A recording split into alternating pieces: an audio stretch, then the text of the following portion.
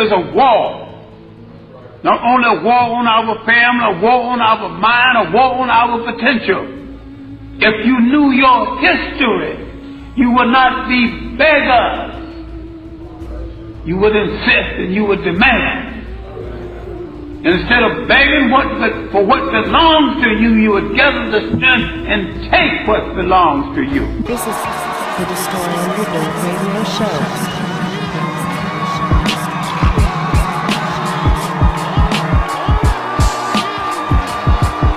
You with me?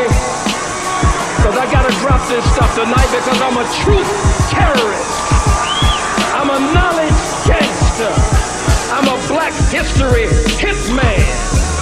I'm a lie killer, urban gorilla. I gotta be a roughneck.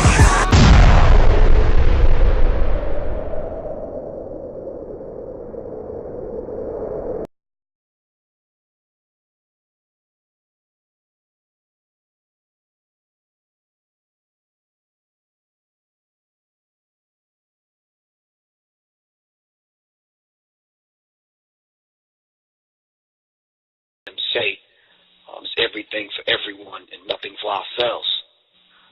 I am because we are, therefore I am. I let people go first. I give people more, so no one will have anything to complain about. If you ever roll in with Professor Griff, and I got $5, and there's 20 of us, we gonna eat. You understand what I'm saying? We gonna eat solid, and we not gonna rob nobody, and we ain't gonna sell nobody no death. You understand what I'm saying? But we gonna eat. Right. Trust me, we gonna eat. But that's just how I live, man. And it's like I don't take anything from anyone. If you look at the 42 declarations, the 42 laws of Ma'at, it's a delicate balance there. And a lot of times we talk Ma'at, the truth, balance, justice, reciprocity, but I don't hear too many people breaking down these laws. And to get very personal with you, I don't mean to be long-winded, but to get very personal with you, I got the 42 laws of Ma'at sitting in front of my toilet bowl, man. So when you sit down, you have to see it. So the 42 principles of Ma'at, just breaking down a few, I have not committed sin. Now this is what I'm looking at every single day. I have not committed robbery with violence. I have not stolen. I have not slain men and women. I have not stolen food. I have not swindled offerings. I have not stolen from God. I have not told lies. I have not carried away food. I have not cursed. That one I got to work on. I have not closed my ears. I have not closed my ears to truth. I have not committed adultery. I have not made anyone cry. I got to work on that one also. I have not felt sorry without reason. I have not assaulted anyone. I am not deceitful. I have not stolen anyone's land. I have not been an eavesdropper. I have not falsely accused anyone. I have not been angry without reason. I have not seduced anyone's wife. Hell, that's only half of it. But if we put those into practice, we would balance this thing out. And then when you come off tour, like I do, performing in front of 100,000 people, 70, 80,000 people, women screaming at you, you're getting paid money, your pockets are fat now, chicks are coming at you, you're stepping in and out of $180,000, $200,000 limousines and this kind of thing, best hotels, but you got to come right back to the hood and do the work. Yes. Right. That's a good idea too. I might have to put that up in my on that right in front of my throne. I mean, I have it up in here, but it's I know if I have it right in there, I'll probably be reading it every time I get on the throne. So that's a good idea. That's a really good idea. Speaking to though, man, is no matter what you got going on, you have to come back to a place of being humble. Yeah. You know what I mean? You have to. The word keeps coming up. You have to keep yourself centered. You have to keep yourself balanced.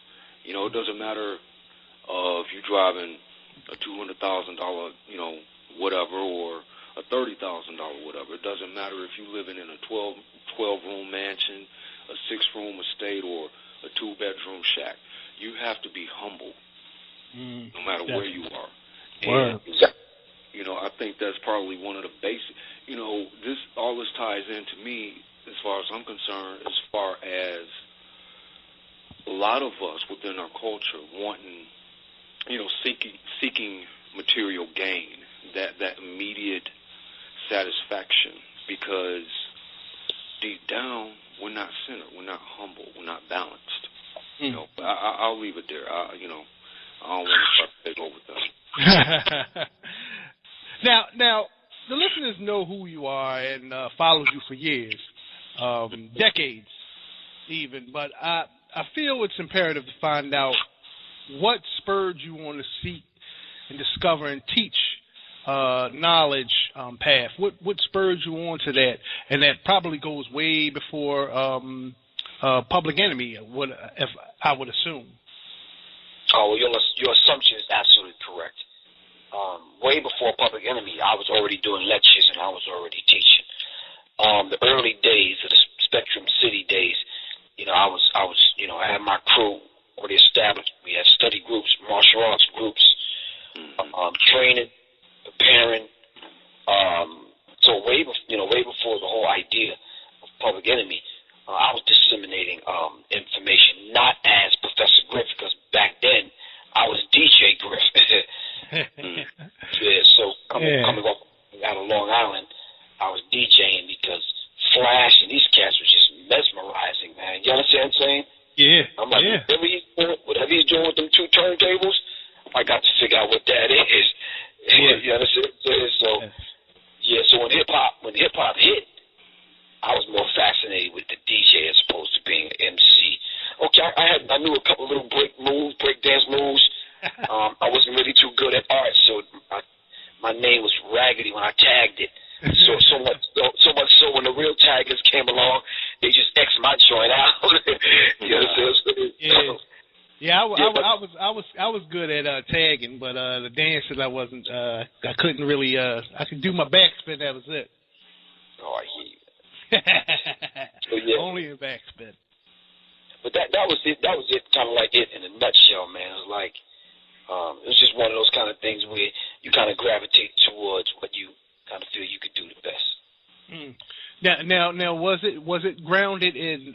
Were you grounded in the 5 Percenters, or was it Islam, or what grounded you in?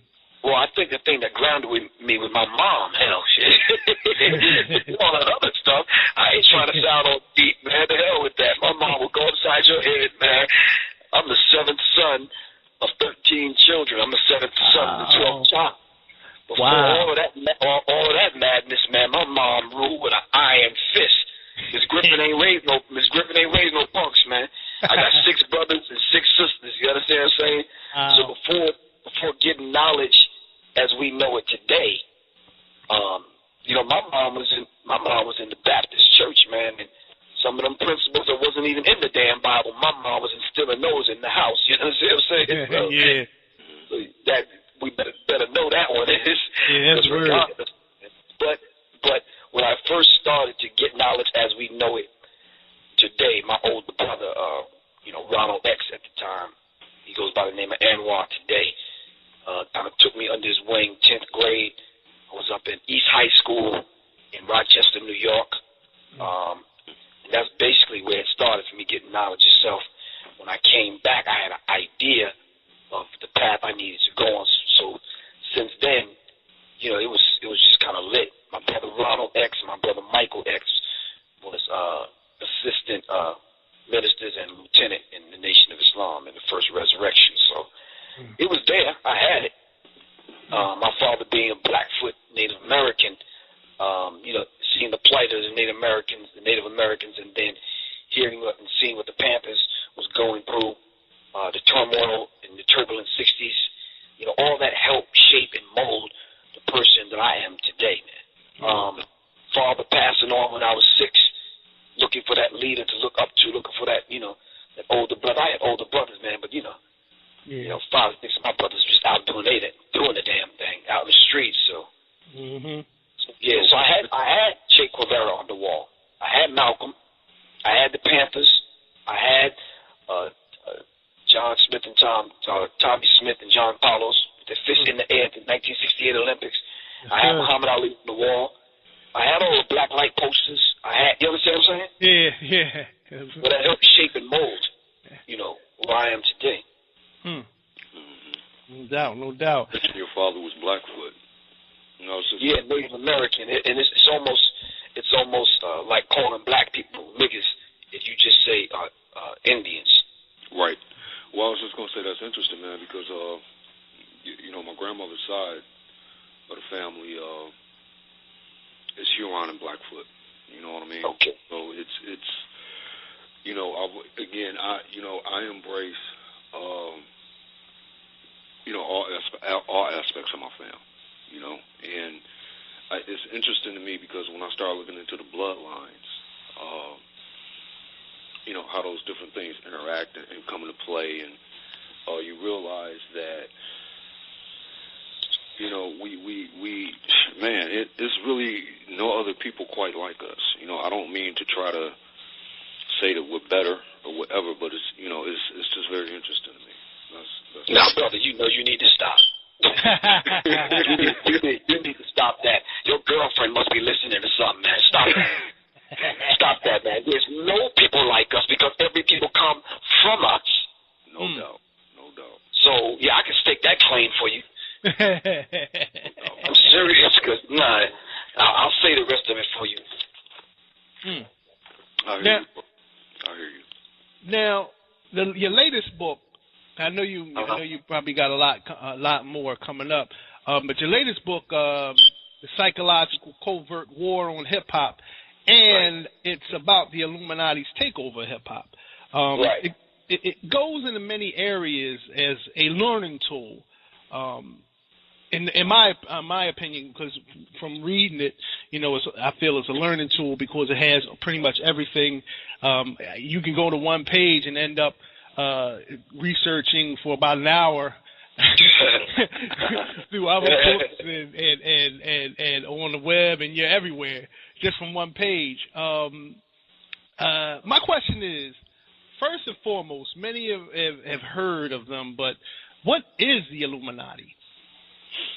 That's a very good question because a lot of people in these kind of interviews really want to get deep, but no one asks the basic questions like that. Like, who are these people? What are these organizations? And who are these people proclaiming to be the illuminated ones?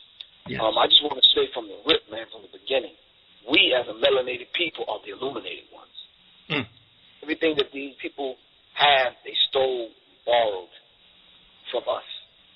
So when you say Illuminati, in most cases nowadays, you're talking about 13 bloodlines. You're talking about the people that established themselves in 1776, even prior and before that, even before then. But they call themselves holders of the light.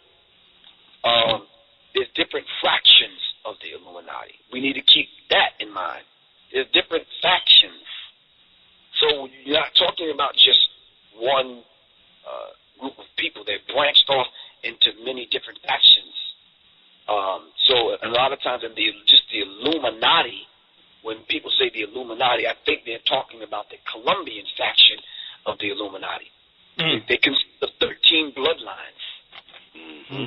So when you go through the bloodlines, right, so you don't see the Jay-Z's and Kanye West and Rihanna and them.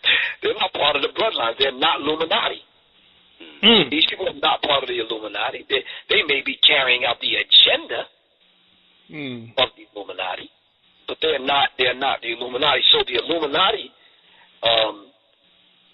like I said, there are 13 bloodlines, and a lot of times when you hear about people marrying their third and fourth cousin, these things are true among these people because they keep it in the family, so to speak, keep it in the bloodline. Wow. So, Griff, may I ask you this? Yes. Now, I know you've heard of it, just as many of us have. Have you ever looked into the term blue bloods and where it comes from? Now, brother, have you read my book? I haven't. I have to say I haven't,